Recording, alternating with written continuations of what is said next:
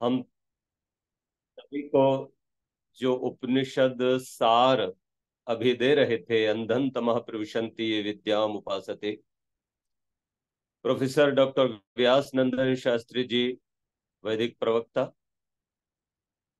श्रद्धेय जितेंद्र तैल जी, श्रद्धेय माता दया आर्य जी, और श्रद्धेय शर्मा जी, बहुत सारे लोग हमसे आज भी जुड़े हैं। और मैंने भी लगभग 10,000 लोगों तक अपना ये आज का संदेश भेजा कि हमसे जुड़िए, क्योंकि आज हम एक बहुत महत्वपूर्ण विषय पर फिर से चर्चा करने जा रहे हैं। और वो विषय है उत्तम संतान की प्राप्ति, मनचाही संतान की प्राप्ति।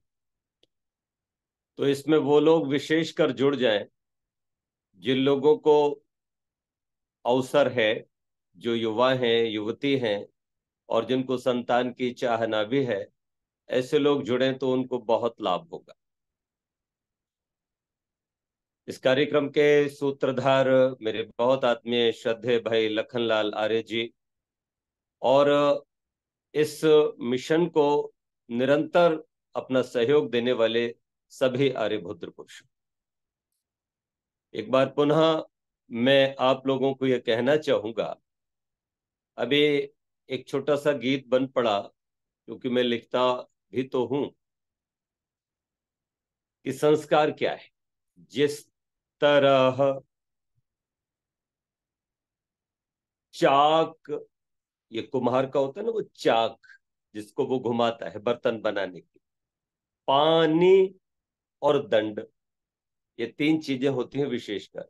तो जिस तरह चाक पानी दंड के बिन घट नहीं बनता, उस तरह संस्कारों के बिना मानव नहीं बनता।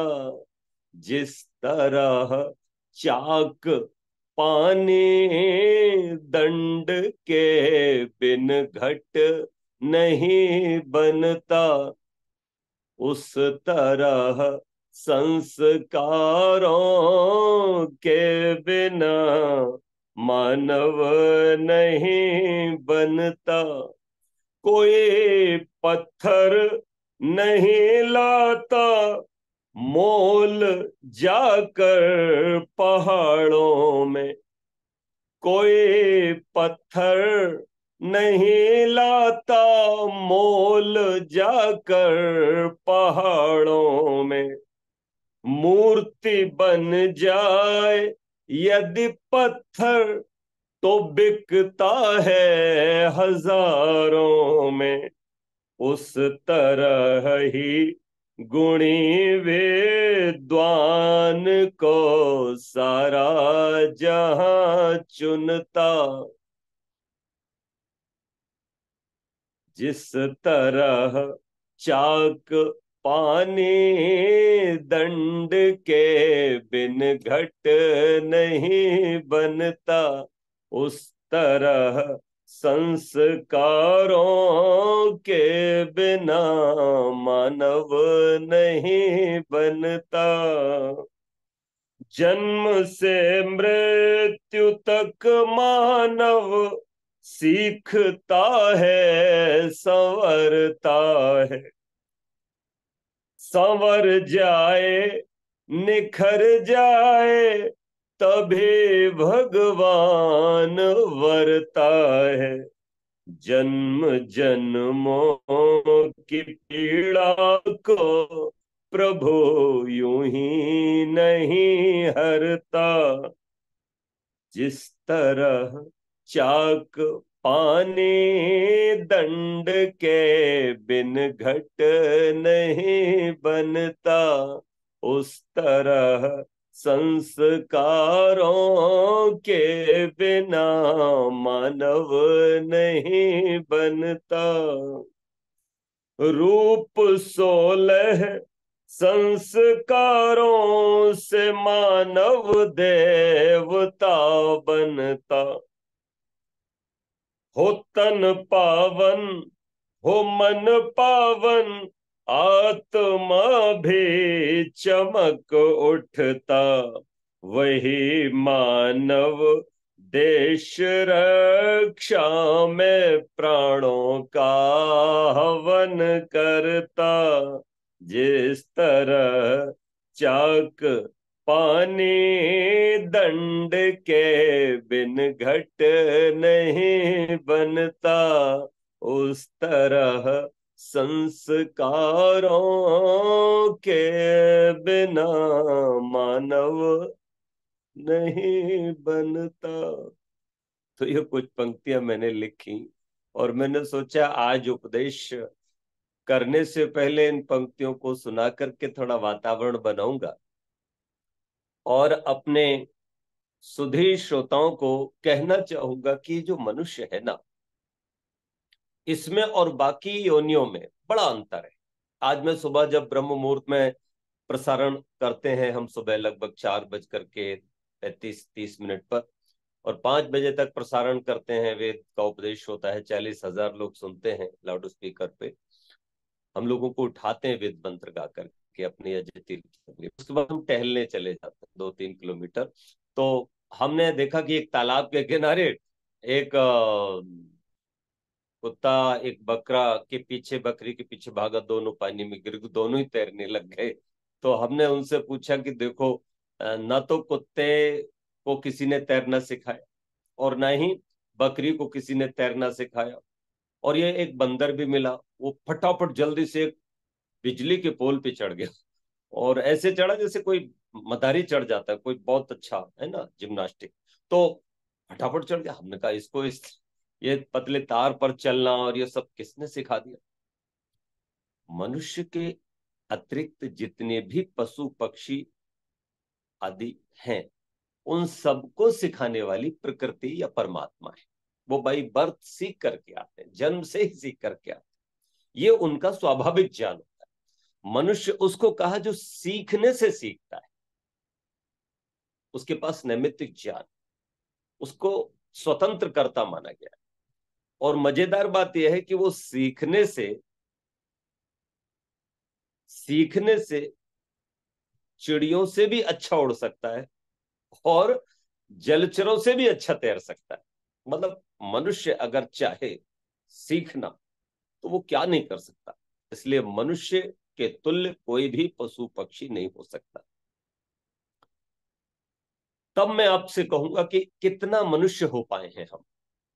आहार, निद्रा, भय, मैथुन, अगर इनकी बात करें और एक तरफ एक तराजू में इन पशु पक्षियों को रखें, है ना, एक कुत्ते बिल्ली और गाय गधे घोड़ों को रखें और एक तरफ मनुष्य को रखें, तो कई बार मुझे लगता है कि 80% मनुष्यों से तो ये जो कुत्ते गधे, है ना, ये जो लोमड़ी और ये सियार और ये तमाम पशु पक्षी है ना, ये सब जीत जाते हैं, ये हार जाता है।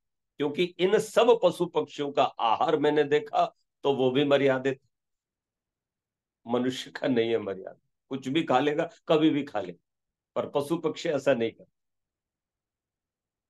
दूसरा, निद्रा। ये पशु पक्षी बस साय हुई और जैसे ही रात्रि आई सब अपने अपने घोंसले में चले जाते हैं और अपने आराम से सोते हैं।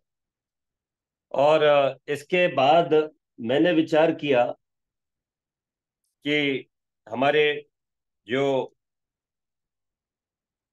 मनुष्य होते हैं, उनका तो सोने का ही टाइम है। आजकल की जो हमारी जनरेशन है, वो तो लगभग 12 बजे, 1 बजे, 1:30-2 बजे तक भी लैपटॉप चला रहे हैं, मोबाइल चला रहे हैं, या पढ़ रहे हैं, या भगवान जाने क्या क्या और भी कर रहे हैं। कई बार तो लोग रात को 12 बजे खाना खाने के बाद फिर आइसक्रीम खाने जाते हैं। बड़े शहरों में मैंने ऐसा देखा। तो सोने का भी कोई टाइम नहीं है ना।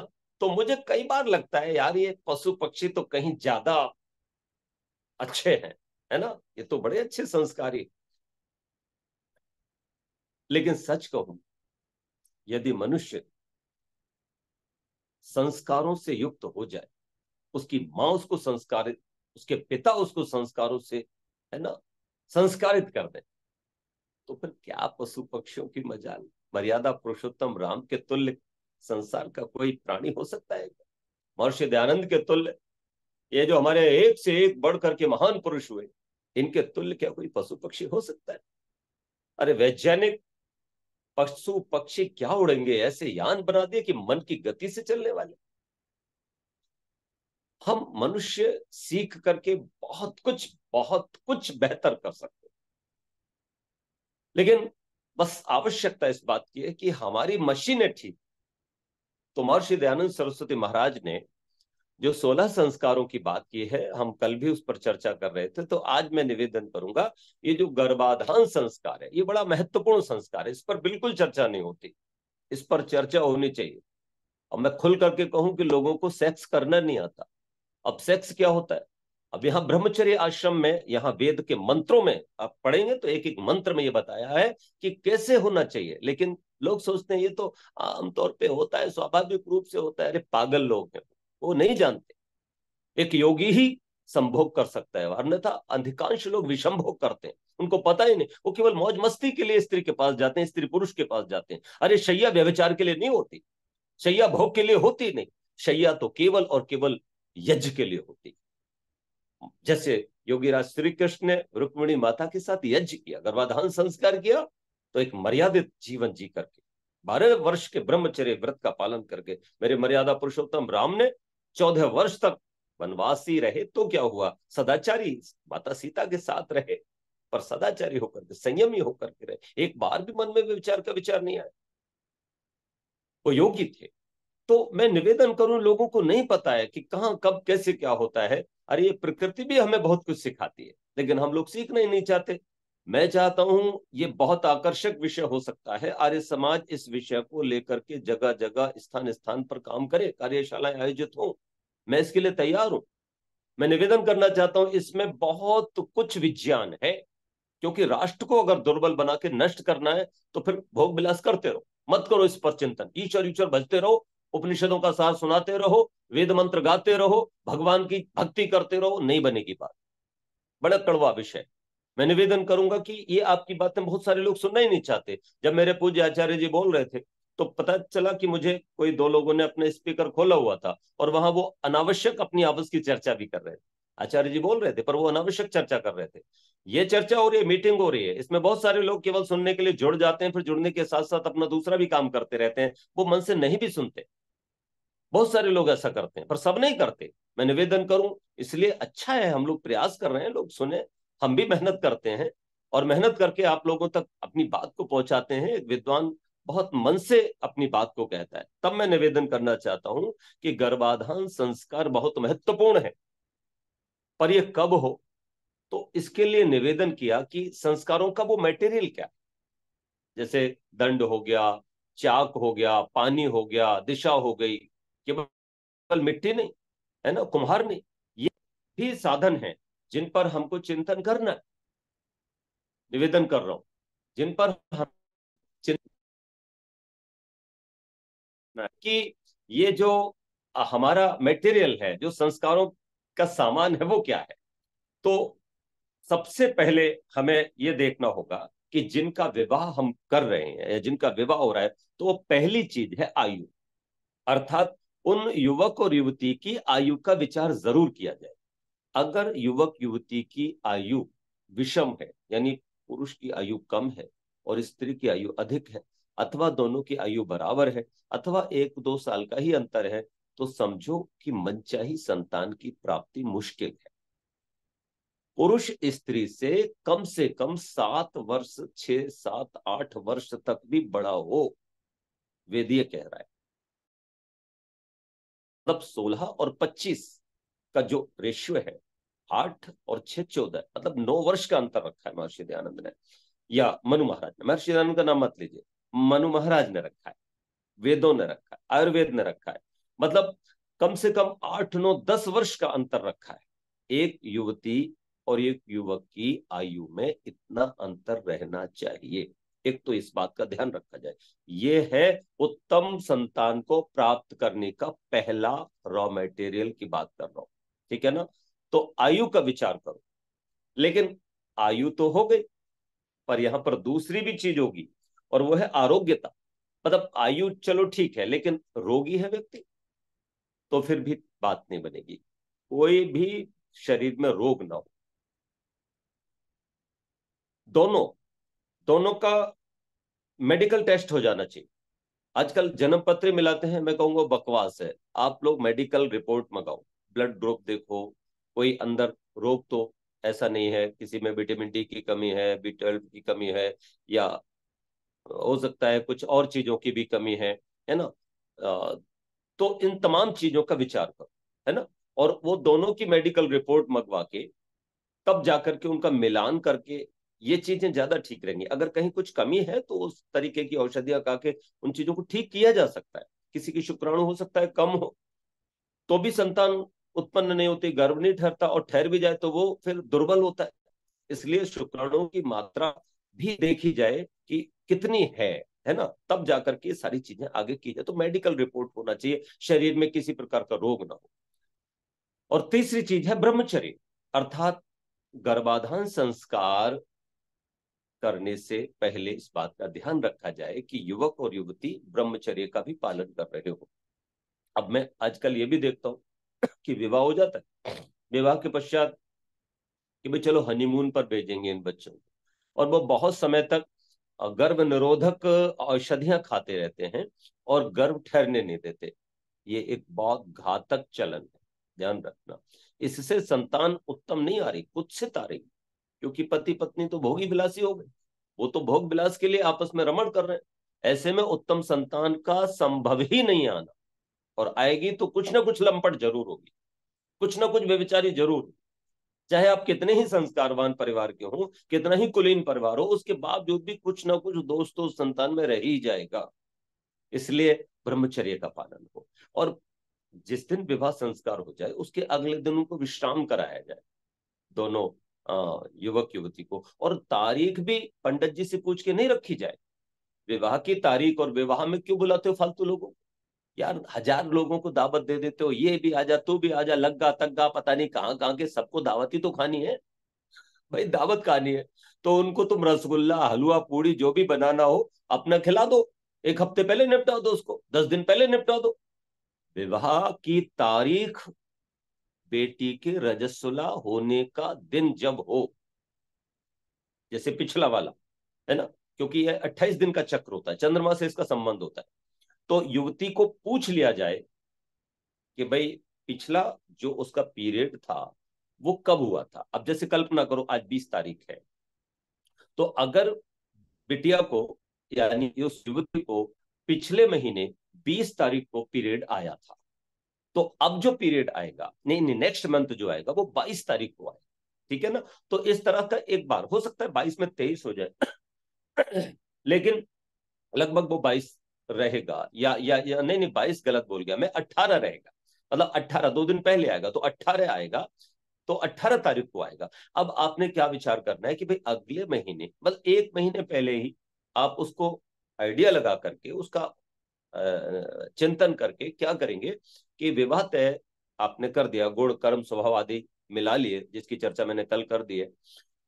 तो अब यहां पर याद रखना है कि विवाह जिस दिन हो, यानी पाणिग्रहण संस्कार जिस दिन हो, उस दिन ये दिन में, यानी शाम के समय पाणिग्रहण संस्कार हो, उस दिन ये सब जो है ना, ये झमेले जो हो रहे हैं वो सब नहीं होना चाहिए। ये तो पहले आप निपटा लो अपना, जिस दिन भी चाहो उस दिन दावत खिला दो। लेकिन ये जो दिन रहे वो गर्भाधान के लिए रहे, अर्थात इस बात का विचार हो कि भाई 18 तारीख को अगले महीने आप डेट आएगी, यानी पीरियड आएगा बेटी को, ठीक है ना। तो अगर 18 को भी आया, 19 को भी आया, कोई बात नहीं, 1 2 दिन का फर्क चल जाएगा। तो उसमें क्या करना है कि भाई 18 तारीख को आएगा, तो 18 तारीख को जो है वो तिथि क्या हो, कल्पना करो कि चतुर्दशी हो, तो कभी चतुर्दशी छोड़ देना, चतुर्दशी को गर्भाधान नहीं करना।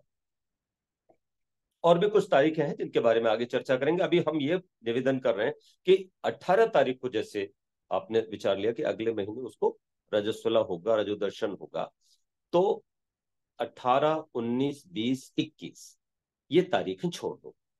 22 तारीख यानी 21 तारीख को या 22 तारीख को आप विवाह की तिथि निर्धारित करो। ठीक है ना? 4 दिन तो भाई वो रजस्वला रहती है, मासिक स्राव होता है, उसके बाद वो स्नान करती है। तो ये 16 रात्रियों का ही होता है पीरियड, जो गर्भाधान का समय होता है वो 16 रात्रि का होता है, जिसमें पहला दिन लग जाता है जिस दिन रजस्वला हुई बेटी, युवती, और उस दिन के 4 दिन निंदित हो गए, तो 4 तो वो निकल गए, अब रह गए 12। तो 12 में 11वीं तारीख और 13वीं तारीख भी निषेध है। मतलब 11वीं तारीख को गर्भाधान नहीं करना।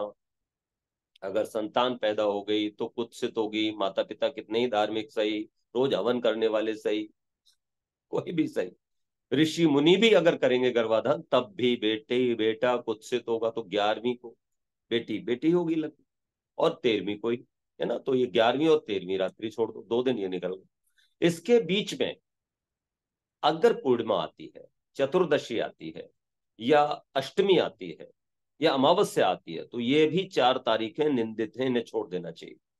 है ना? कौन कौन सी है? पूर्णिमा है, अमावस्या है, चतुर्दशी है और अष्टमी है, ये छोड़ देना है। ठीक है ना? इनको भी अगर आ जाए तो छोड़ दो।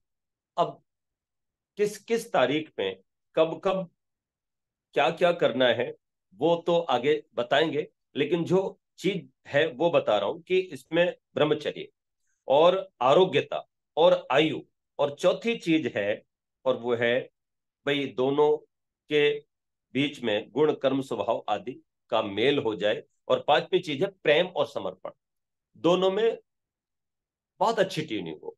एक जैसे वो होता है ना, एक फिल्मी गाना है कि एक दो जिस्म एक जान, है ना?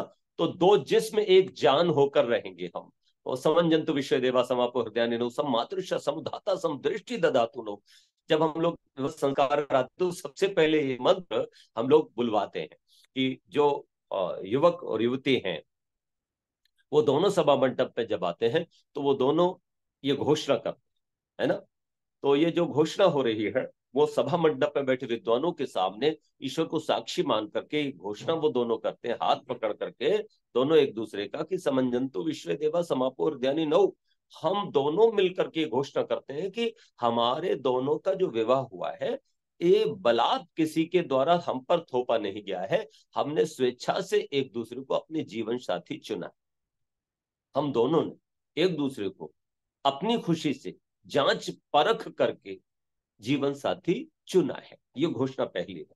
और दूसरी घोषणा हम ये करते हैं कि हम दोनों के जो मन है, ये जो दोनों के हृदय हैं, वो जैसे दो नदियों का पानी एक पात्र में मिला दो तो उसे दुनिया की कोई ताकत, कोई वैज्ञानिक उसको अलग नहीं कर सकता, इसी तरह से मिल गए। अर्थात हम दोनों के मन एक हो गए हैं, हम दोनों के हृदय एक हो गए हैं। ये घोषणा बहुत आवश्यक है, ये करते हैं। और तीसरी घोषणा करते हैं, हम दोनों ने एक दूसरे को वैसे ही धारण किया है जैसे वो परमपिता परमात्मा इस सृष्टि को बना करके धारण कर रहा है। तो हमने एक दूसरे को ऐसे धारण किया, हम कभी भी एक दूसरे का त्याग नहीं करेंगे, आपस में वार्तालाप नहीं करें कोई, केवल सुनिएगा अगर सुनना है, नहीं तो मैं बंद कर दूं। मैं निवेदन करूं, एक की भी आवाज नहीं आनी चाहिए, प्लीज मेरा अनुरोध है आपसे, क्योंकि मैं डिस्टर्ब हो जाता हूँ। तो मैं निवेदन कर रहा था कि चौथी घोषणा वो करते हैं, हम एक दूसरे को प्राणों की तरह प्यार करेंगे। जैसे किसी को अपने प्राण प्रिय होते हैं, ऐसे ही हम एक दूसरे को प्यार करेंगे। प्राण सबसे ज्यादा प्यारे होते हैं व्यक्ति को। अगर कोई कहे आपके कान पर बंदूक रख के कि ला सारा सोना चांदी सब दे दे नहीं तो मार दूंगा, तो आप कहो भैया सब ले ले पर मेरे प्राण छोड़, क्योंकि जान है तो जहान है। तो जैसे प्राणों को हम प्यार करते हैं, हम प्राणों से भी अधिक एक दूसरे को प्यार करेंगे। इस तरीके का एक समर्पण दोनों में होना चाहिए। मैंने सुना एक बार एक हिरन और हिरनी थे, तो दोनों मरे पड़े थे। हुआ ये कि अकबर और बीरबल एक जंगल में गए, और वो जंगल में जब गए तो वहां उन्होंने देखा, काल्पनिक कहानी भी हो सकती है ये, कि भाई एक जंगल में एक हिरन और हिरनी मरे पड़े।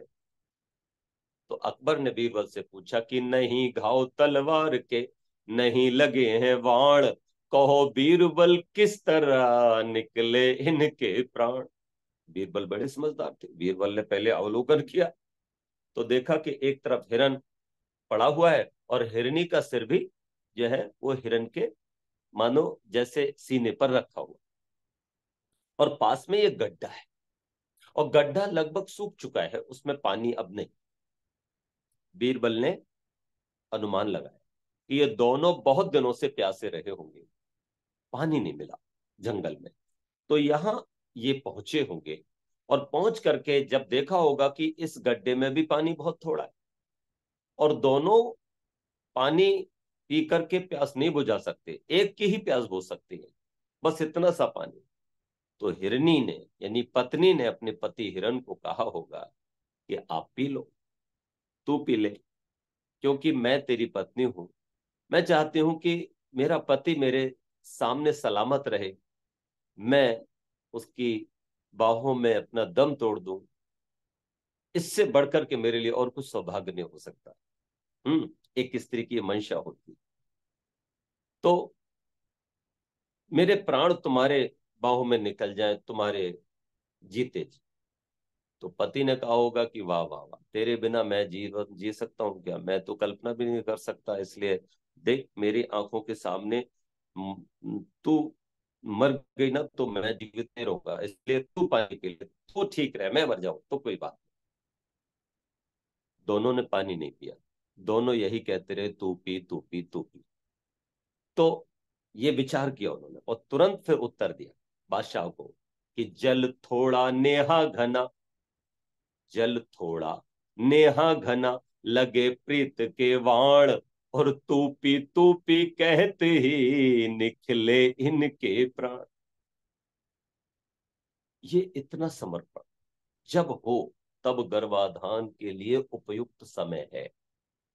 गुस्सा गुस्सी में, शराब पीने के बाद, है ना, या लहसुन प्याज मादक पदार्थ खाने के पश्चात जो व्यक्ति गर्भाधान करता है, निश्चित जानो उसकी संतान बहुत उत्तम नहीं आती।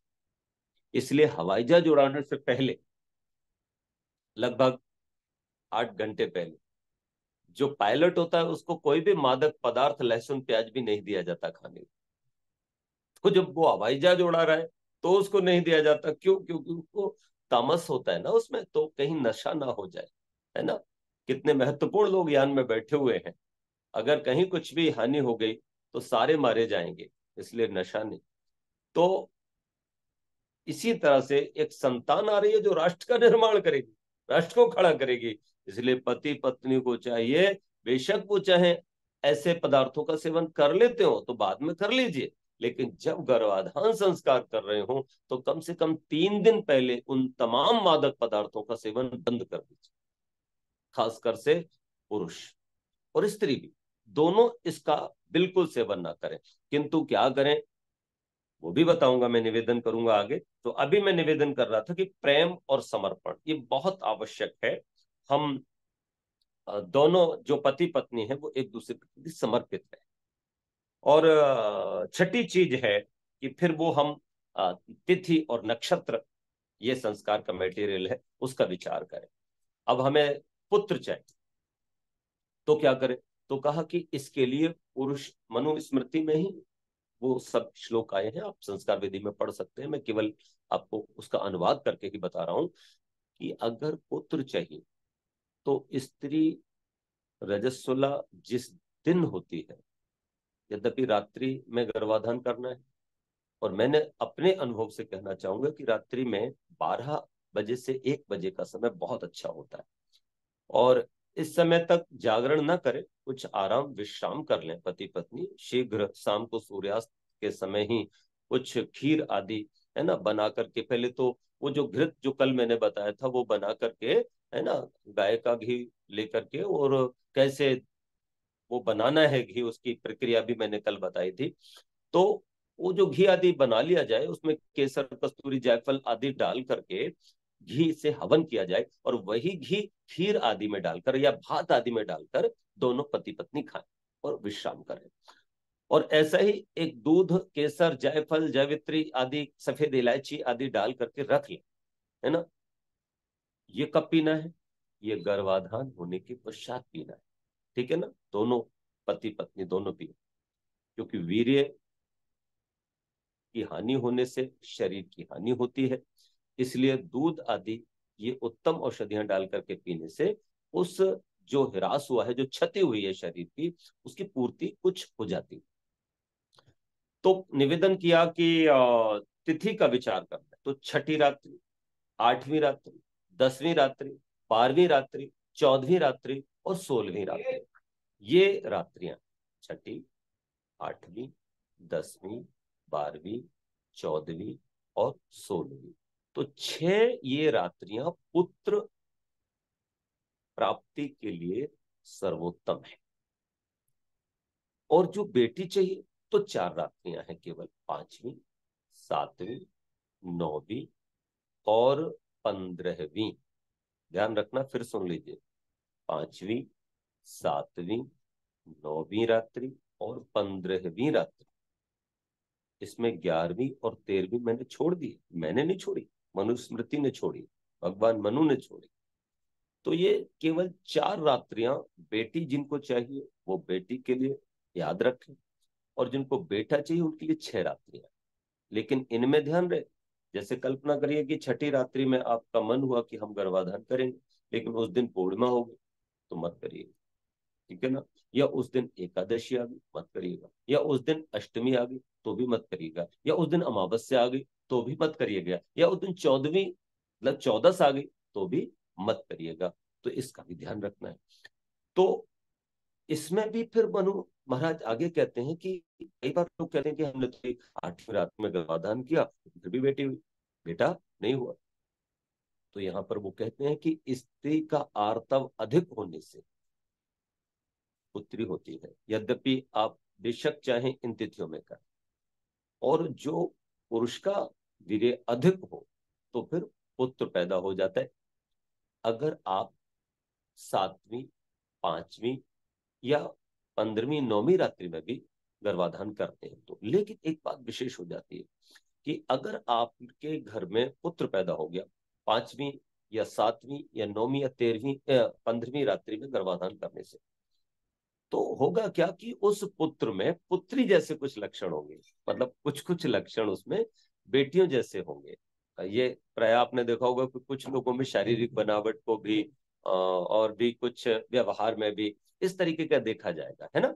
लेकिन जिनको छठी, 8वीं, 10वीं, 12वीं, 14वीं और 16वीं रात्रि में पुत्र ही पैदा होगा, वो पुत्र ही होगा, अर्थात उसमें स्त्री वाले लक्षण नहीं मिलेंगे। तो इस बात का भी ध्यान रखना है। और कई बार बेटी हो गई इन रात्रियों में जिसमें पुत्र उत्पन्न होता है, जैसे स्त्री में आर्तव अधिक हुआ और आपने 8वीं रात्रि में गर्भाधान किया तो पुत्र होना चाहिए था, लेकिन पुत्री हो गई, तो उसमें अगर वो पुत्री तो उसमें पुरुषों वाले लक्षण ज्यादा होंगे, मतलब उसको पुरुषों की तरह चलना फिरना, पुरुषों की तरह से, आपने देखा होगा बहुत सारी बेटियां पुरुषों की तरह भी चलते हैं, है ना। तो व्यवहार भी वैसा ही करते हैं। तो ये लक्षण वहां मिल सकते हैं, इसलिए इसका भी मेडिकल परीक्षण हो जाए तो ज्यादा अच्छा रहेगा, है ना। तो इसीलिए तो कहा कि इसके जो दोष हैं थोड़े बहुत वो तब दूर हो जाते हैं जब युवक की आयु अधिक हो जाए, 28-30 वर्ष का युवक हो जाए और स्त्री लगभग 20 वर्ष के आसपास रहे, 30 की भी हो जाए, 22 की भी हो जाए, तो भी ठीक है। लेकिन अंतर रहे, लगभग 8-10 साल का अंतर रहे, तो ये जो दोष है ये दूर हो जाते हैं। फिर वो बेटी में बेटे वाले लक्षण नहीं होंगे और बेटे में बेटी वाले लक्षण नहीं होंगे, ये भी पक्का है। और सच बात यह है कि पुत्र ही होगा इन रात्रियों में और पुत्री ही होगी इन रात्रियों में समागम करने से। तो तिथि का और नक्षत्र का ध्यान भी बहुत जरूरी है रखना। आगे कहा कि जो त्याज्य तिथियां हैं वो मैंने निवेदन कर ही दिया कि इन तिथियों का हमेशा त्याग करें। और दूसरा, दिन का त्याग करें, दिन में कभी गर्भाधान न करें, सूर्यास्त के समय भी और सूर्योदय के समय भी गर्भाधान कभी ना करें। हाँ, गर्भाधान का समय सुबह ब्रह्म वेला से पूर्व तक हो सकता है, जैसे आजकल 4:29 पे ब्रह्म वेला शुरू होती है, तो 4 बजे तक यानी 4:15 बजे तक भी ब्रह्म वेला में भी गर्भाधान वहां तक किया जा सकता है। लेकिन सबसे अच्छा होगा 12 से 2 के बीच का समय सर्वोत्तम होता है, क्योंकि विश्राम करने का भी समय मिल जाता है, उत्तम होता है। तो इस बात का हमेशा ध्यान रखना है। आगे फिर कहा कि फिर जब गर्भाधान हो गया तो गर्भाधान कैसे करना है, इस बात का भी फिर वहां विचार करना है। और विचार ये करना है कि स्त्री और पुरुष दोनों सबसे पहले तो वार्तालाप मधुर मधुर करते हुए, फिर स्पर्श है, फिर आलिंगन है, और उसके पश्चात फिर आगे की अपनी प्रक्रिया करनी है। और उसमें भी ठहराव होना चाहिए, उसमें शीघ्रता नहीं होना चाहिए। कई बार किसी पुरुष को शीघ्र पतन हो जाता है, तो अगर शीघ्र पतन हुआ है तो भी संतान उत्तम नहीं होगी, तो भी वो दुर्बलेंद्रिय होगी, या फिर भोगी हो सकती है। ध्यान रखना, इसलिए संयमी पुरुष हो, और वो जो समय, जो पर्याप्त समय लगना चाहिए गर्भाधान के लिए, उतना रहे वो, कि जिससे स्त्री प्रसन्न हो और उसका भी आर्तव स्खलित हो, तब जाकर के पुरुष का वीर्य उसके योनि में गिरे और उसको वो खींच करके गर्भ में स्थित करे और लेटी रहे, एकदम से न उठे। नाक के ऊपर नाक, आंख के ऊपर आंख, मुख के ऊपर आंख, सब शरीर सूधा रहे, है ना, तब वीर्य का सिंचन पुरुष करे। और इस तरह से वो थोड़ी देर इसी स्थिति में लेटे रहे, और उसके पश्चात वो उठे पुरुष, और उठ करके स्नान आदि करके वो जो दूध रखा है वो पी। जो बहुत शीत हो तो भी थोड़ा सा हाथ मुंह धोने के पश्चात दूध पी ले, जो गर्मी हो तो स्नान भी करे। पर स्त्री एकदम से उस समय न उठे, लगभग आधा घंटे तक वो लेटी रहे, और उसके पश्चात फिर वो उठे, और उठ करके वो भी अपना हाथ मुंह आदि धोए, स्नान आदि भी कर सकती है, और फिर वो भी दुग्ध का पान करके, और दोनों प्रसन्न मन होकर के अलग अलग सैया पर शयन करें। एक सैया पर नहीं। बेडरूम में बेड डबल बेड नहीं होना चाहिए, दो सिंगल बेड होना चाहिए। दोनों अलग अलग शयन करें, एक साथ नहीं, क्योंकि फिर व्यभिचार आदि दोष उत्पन्न होता है, भोग की वृत्ति उत्पन्न हो सकती है, और ये बड़ी हानिकारक हो सकती है। और एक ऋतु काल में केवल एक ही बार गर्भाधान, ये नहीं कि भाई अष्टमी को कर लिया तो चलो दसवीं को भी कर लेते हैं, दसवीं को कर लिया तो बारहवीं को भी कर लेते हैं, बारहवीं को कर लिया तो चौदहवीं को भी कर लेते हैं, चौदहवीं को कर लिया तो सोलहवीं को, ये बिल्कुल नहीं। एक ऋतु काल में केवल एक बार ही गर्भाधान करना है। तो इस बात का भी बहुत अच्छे से ध्यान रखना है। और उसके पश्चात फिर आता है नंबर यज्ञ का। तो उसमें महर्षि दयानंद आगे कहते हैं कि भाई जब ये पता लग जाए कि गर्भाधान हो गया, मतलब गर्भ ठहर गया, या पता ना भी लगता है कई बार, जो कुशल स्त्री होती है तो उसको उसी समय पता लग जाता है कि गर्भ ठहर गया। और जो कुशल नहीं है तो वो एक मास पश्चात, जब रजस्वला नहीं होती, तो पता लग जाता है कि गर्भ ठहर गया है। लेकिन उसी दिन अथवा अगले महीने एक विशेष मंत्र है, उनसे जो है यथा वाता पुष्करणी, ये जो मंत्र हैं लगभग 3 और 2 5 और 2 7 मंत्रों से आहुतियां देकर के यज्ञ करें। और उसमें फिर कहा कि भोजन कौन कौन सा करें, इसका बड़ा ध्यान रहे। गर्भवती स्त्री कभी भी रुक्ष भोजन न करे, मादक पदार्थ का किसी भी प्रकार का सेवन न करे, रेचक है, हरित की हरड़ आदि हैं उसका सेवन न करे, काली वस्तुएं हैं ना, जैसे होती हैं कई बार हिंगोली वगैरह खा लेते हैं, हरड़ वगैरह खा लेती हैं स्त्रियां कि जी मिचला रहा है, तो उसका सेवन बिल्कुल ना करे, अन्यथा जो कलरिंग सिस्टम है बच्चे का वो बिगड़ सकता है। किंतु वो संतरा ज्यादा खाए, या दुग्ध ज्यादा पिए, या इस तरीके के फल ज्यादा सेवन करे, और इन चीजों से बचे, रुक्ष से बचे। लाल मिर्चा तो बिल्कुल सेवन ना करे, और तीक्ष्ण है, चाट, पकौड़ी, मसाला, ये सब चीजों का सेवन बिल्कुल ना करे।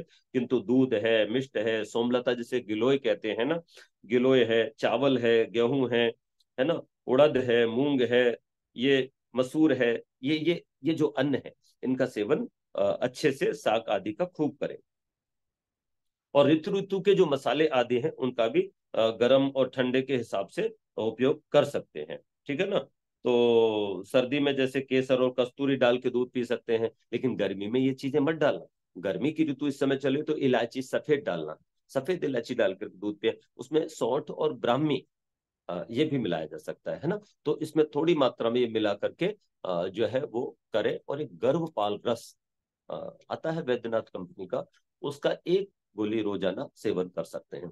और अगर किसी को पुत्र ही चाहिए, इसके पश्चात भी अगर कहीं वो चूक नहीं चाहते हैं, तो फिर उसके लिए एक छोटा सा तंत्र और है।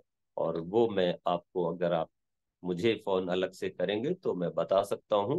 वो कुछ चीजें ऐसी होती हैं जो थोड़ी सी औषधियां गुप्त रखी जाती हैं, उनका हम बाद में कभी किसी को आवश्यकता हो तो हमसे पूछ सकते हैं कि जिनको लगातार पुत्रियां हुई हो, 2 या 3 या 4 पुत्र नहीं हो रहा हो, तो उनको हम लोग कुछ विशेष बता करके कुछ विशेष ऐसी औषधि भी हम बनाते हैं जो हम निशुल्क ही बताते हैं। हम कोई शुल्क नहीं लेते किसी यज्ञ अनुष्ठान का भी और न ही किसी औषधि का। तो वो हम आपको निशुल्क रूप से बता सकते हैं कि उस औषधि का सेवन करके आप बहुत अच्छा कर सकते हैं। लेकिन अंतिम बात और कह करके वाणी को विरमित करूंगा क्योंकि समय हो रहा है कि अगर 2 ऋतुकाल खाली चले, मतलब 2 ऋतुकाल खाली चले गए और 2 महीने तक आपका गर्भ नहीं ठहरा, तो फिर महर्षि दयानंद कहते हैं कि पुष्य नक्षत्र देख लो, है ना, अश्विनी भरणी कृतिका रोहिणी मृगशिर आद्रा पुनर्वसु पुख, है ना। तो पुख कहते हैं लोग, बहुत सारे पुष्य नक्षत्र होता है। तो उस नक्षत्र में आप पहले से ही क्या करेंगे कि एक पैलोन गाय होती है, नहीं प्रथम प्रसूता गाय, जिसको पहली बार बच्चा हुआ हो, उस गाय का दूध लेकर के उसको जमा करके उसका दही बना करके, है ना, क्या करेंगे कि एक जौ होते हैं तो थोड़े से जौ 10-20 दाने ले लिए, उनको भून लिया तवे पे और उनको पीस लिया और पीस के उसमें डाल दो। और डालने के बाद लगभग 2 चम्मच के करीब या 3 चम्मच, 2-3 तोला ले लो, आधा कटोरी ले लो दही लेकर के, पति जो है वो अपनी पत्नी को बोलेगा किम पे बसी, किम पे बसी, किम पे बसी, ये 3 बार ऐसे बोलेगा, है ना। इसमें विशेष बात है, अभी इस पे कोई तर्क मत करिएगा। अगर किसी को चाहना हो जानना कि भी 3 बार क्यों बोला, तो ये भी एक कारण है उसका, एक मंत्र चिकित्सा हो रही है यहाँ पे। तो किम पे बसी, तो जो 3 बार पूछे स्त्री भी, मतलब पति पूछे स्त्री से और स्त्री भी अपने पति को पुंसवनम ये कह करके उत्तर दे। जैसे स्त्री, पति ने पूछा किम पिबसी, तो स्त्री बोले पुंसवनम, किम पिबसी, पुंसवनम, किम पिबसी, पुंसवनम। तो ये 3 बार इस तरह से उत्तर दिया जाए, ठीक है ना। और इस रीति से पुनः पुनः 3 बार विधि करना। तत्पश्चात शंखाहुली व भटकटाई औषधि को जल में महीन पीस के उसका रस कपड़े में छान के पति पत्नी के दाहिने नाक के छिद्र में थोड़ा सा 2 बूंद डाले और पत्नी उसको खींच ले, और उसमें एक मंत्र है, उस मंत्र का वहां पर वाचन हो। तो इस तरह से आप देखेंगे कि फिर जो गर्भाधान हो अगले तीसरे महीने में, तो निश्चित रूप से गर्भ ठहरेगा और उसमें जो वेद मंत्र आदि पूरे संस्कार के हैं उसके पूरा उसका उसमें उपयोग किया जाए और विधि विधान से वो संस्कार हो, तो निश्चित रूप से उत्तम संतान होगी। तो ये कितना कठिन काम था ना, गर्भाधान संस्कार कोई इतना आसान थोड़ी है, बस गए और हो गया तो भाई एक्सीडेंटल सब कुछ हो गया जी, गर्भ ठहर गया, पति पत्नी को पता ही नहीं। यहाँ पर एक बात और भी करना है, जैसे मैंने भी किया था।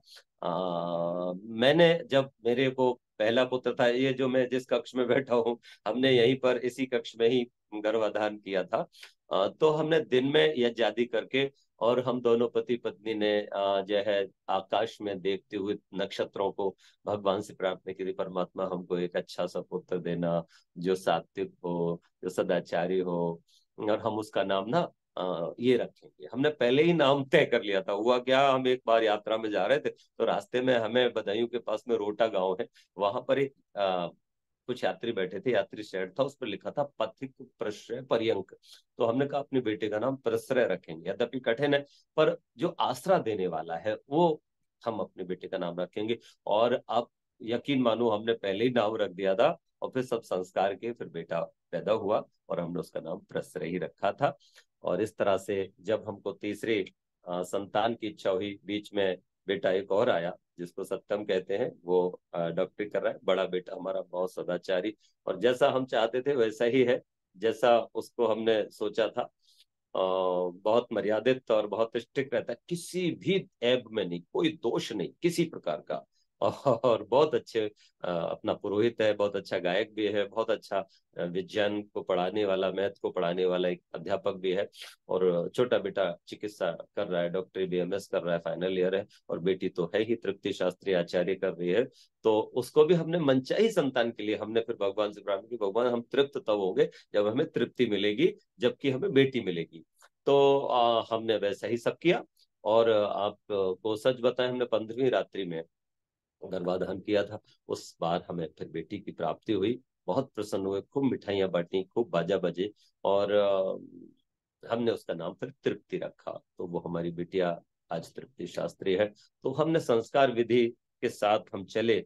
हम चाहते हैं कि संस्कार विधि के साथ आप भी चलें, तो निश्चित रूप से हम एक संस्कारी संतान राष्ट्र को दे पाएंगे, और ये एक सच्ची राष्ट्र सेवा होगी। तो बहुत बहुत धन्यवाद। नमस्ते। आज का जो विषय है वो राष्ट्र और मानव समाज निर्माण के लिए बहुत महत्वपूर्ण विषय है। और हम जैसे अभागे लोग रहे, जिनको ना कोई बताने वाला रहा कभी, ना कभी आर्य समाज से जुड़े। अगर आर्य समाज से नहीं जुड़े होते तो इतनी महत्वपूर्ण चीजें, जानकारी नहीं मिलती। अब लोगों को बताने का प्रयास करते हैं। आचार्य जी, आज ही मैं शाम को चर्चा कर रहा था कि अगर आर्य समाज से नहीं जुड़े होते तो पता ही नहीं था ये संस्कार का चीज क्या होते हैं। लेकिन मैं, लेकिन हम तो कई पीढ़ियों से जुड़े। बिल्कुल इसका हमें बिल्कुल, लाभ मिला। बिल्कुल मिला लाभ, बिल्कुल हकीक बात है। मैं तो 2008 से ही आर्य समाज के विचारधारा से जुड़ा हूँ, और तब से लेकर के आज तक रुकने का नाम नहीं लेता हूँ, क्योंकि ये इतनी अच्छी चीज है। अगर हम जानकर भी कि लोगों के हृदय पटल में आर्य समाज और महर्षि दयानंद को नहीं बैठाल पाए, तो कहीं ना कहीं हम अपने जीवन में कुछ अपूर्णता का कार्य कर रहे हैं।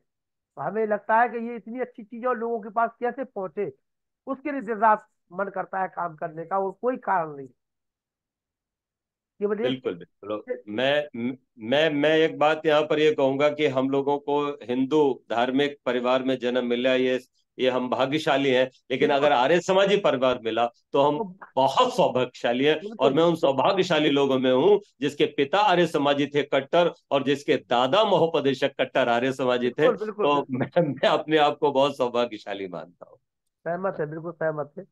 आइए, अनुसर त्यागी जी दो शब्द आज के व्याख्यान को लेकर। अनुसर त्यागी जी, जी बहन जी, माइक खोल लीजिए बहन जी। जी बहन जी, जी। सभी को सादर नमस्ते जी।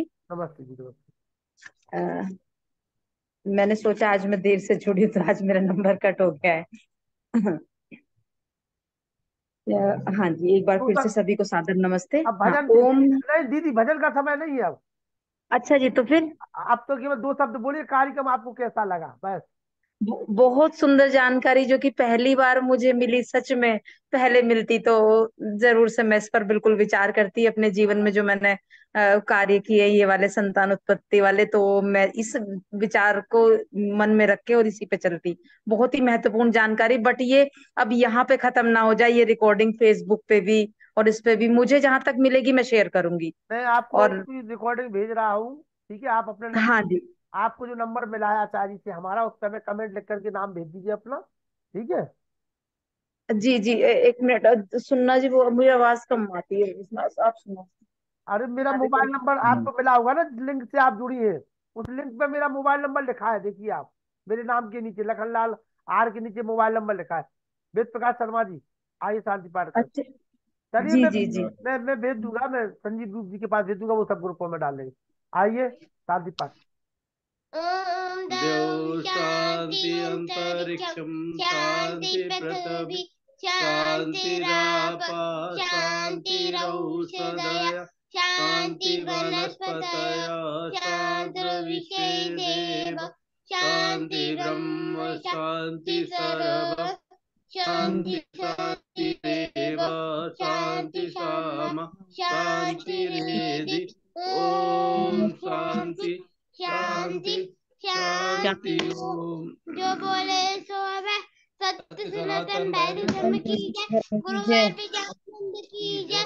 योगेंद्र महर्षि दयानंद की जय। मर्यादा पुरुषोत्तम श्री रामचंद्र की जय। योगेश्वर श्री कृष्णचंद्र की जय। पंडित लेख राम की जय। स्वामी राधानंद की जय। स्वामी आत्मानंद की जय। महात्मा हंसराज की जय। भारत माता की जय। गौ माता की रक्षा हो, पालन हो, आर्य समाज अमर रहे। वेद की ज्योति जलती रहे। ओम का झंडा ऊंचा रहे। आर्यों के महाकुंभ और भारत को समझो अभियान की जय। कल्पंतो विश्वमार्यम पराध्वनि ओम। वैदिक अभिवादन सबको नमस्ते जी। ओम सर्वेभ्यो नमः। सभी को सादर नमस्ते, शुभ रात्रि। कल मुलाकात करेंगे, आगे संस्कारों की जो बेला है उसको चलती रहेगी। शुभ रात्रि।